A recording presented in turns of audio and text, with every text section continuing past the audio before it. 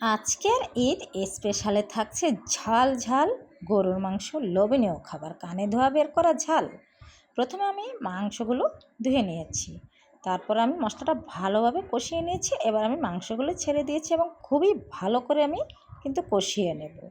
কানে ধোয়া বের করা ঝাল, লাল লাল গরুর মাংসের ভুনা আর গরম ভাত, ওহ কি শান্তি!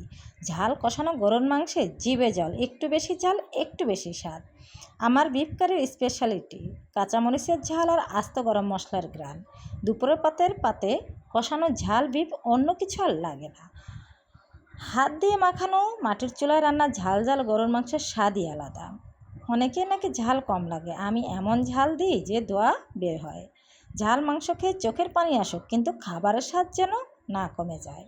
এবার আমি ঝোলের পানি দিয়ে দিলাম এবং একটু পরে আমি উঠিয়ে নেব। আগে একটু ঝাল বিফ ভুনা, স্পাইসি ফুড লাভার্স, কষানো গরুর মাংসে অন্যরকম স্বাদ। এখনই আমি উঠিয়ে নেব। তো কেমন হয়েছে বন্ধুরা অবশ্যই জানাবেন। সবাইকে স্পেশাল ঈদ মুবারক। সবাই ভালো থাকবেন, সুস্থ থাকবেন। আল্লাহ হাফেজ।